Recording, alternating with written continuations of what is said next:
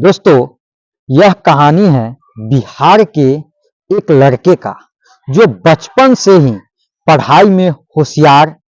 विजय अपने mummy papa की आखिरी उम्मीद था। विजय के दादा ने अपने समय में बहुत कर्ज ले लिया था, जिसको चुकाने में पापा की पूरी जिंदगी मजदूरी में निकल गई। उनके पास थोड़ी सी जमीन थी जिससे उनका गुजारा हो रहा था।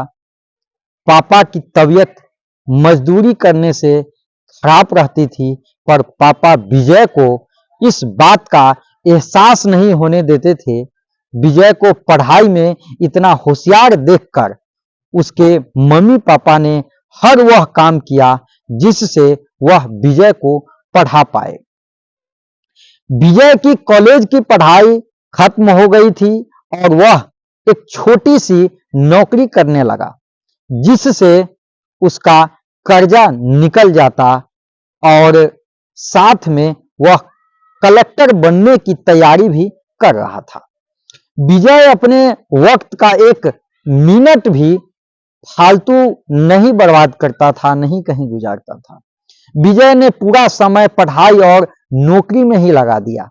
विजय के पापा को यह पता था कि वह कलेक्टर बनना चाहता है, इसलिए घर की हालत बहुत ज्यादा खराब होने पर भी उन्होंने विजय से कभी इस बात का जिक्र नहीं किया और न उसको अच्छी नौकरी करने के लिए कहा। लगातार 2 साल तक विजय पास नहीं हो पाया। उसके बाद भी उसके पिता ने अपना घर और जमीन गिरवी रखकर विजय को आईएएस की कोचिंग ज्वाइन करवाई और उसकी नौकरी भी छुड़वा दी और केवल पढ़ाई करने को कहा। विजय के पापा हमेशा उससे कहा करते, बेटा खेत और घर दोबारा आ जाएंगे, पर कलेक्टर दोबारा नहीं बन सकते।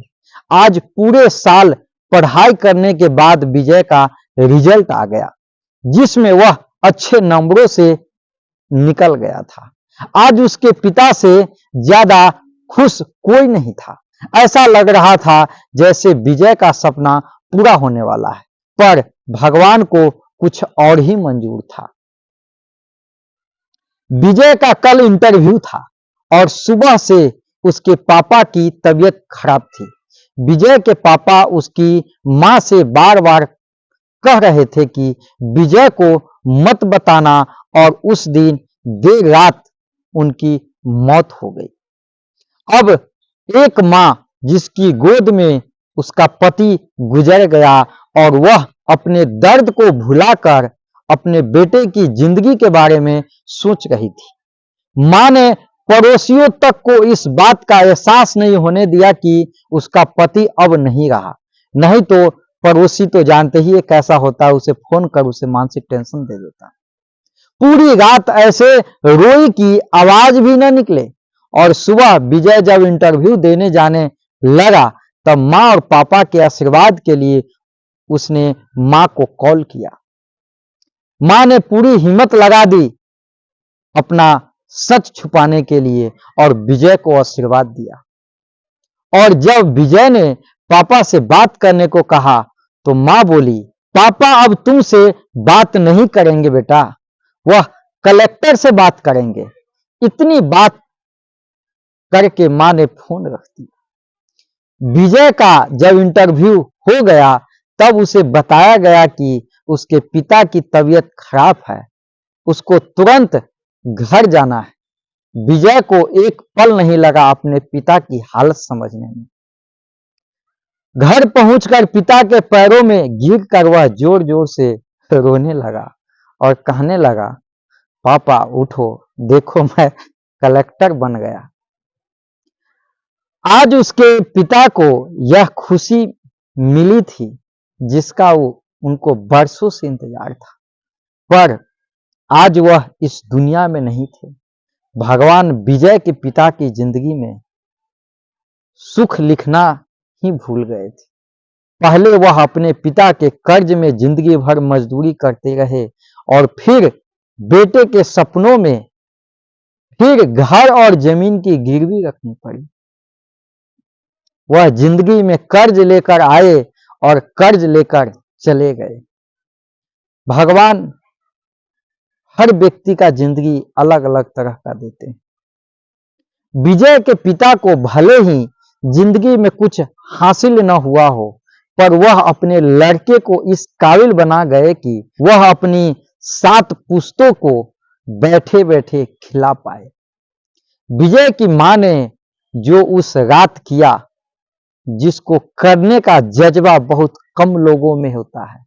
जब विजय कलेक्टर बनकर घर आया, तब मां ने विजय से कहा, बेटा तुम आज इतने बड़े बन गए हो कि हजारों गरीबों का भला कर सकते हो। जब भी तुम्हारे सामने कोई गरीब मदद मांगने आए तो अपने पिता और मेरे बारे में सोचना। मैं तुम्हारे बराबर पढ़ी लिखी और समझदार तो नहीं हूं, पर इतना जरूर जानती हूं गरीब आदमी की बहुत मजबूरी होती है। तुम कभी किसी का बुरा मत करना। दोस्तों, विजय का जिंदगी कैसा बना हो तो आप देख ही लिए।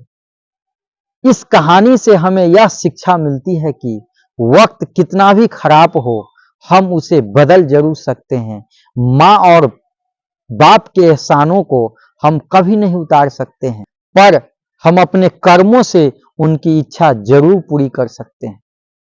कैसे विजय के पिता का जीवन लग गया उसे कलेक्टर बनाने में। जब भी कोई किसी पोस्ट पर या जीवन में बहुत ऊपर किसी पद पर पहुंचता है, तब उसमें बहुत सारे लोगों की मेहनत और त्याग लगता है। उसकी अकेले का मेहनत नहीं होता है। जब हम 2 मिनट में किसी को अच्छा या बुरा कह देते हैं, तब हम उसके जीवन का संघर्ष भूल जाते हैं।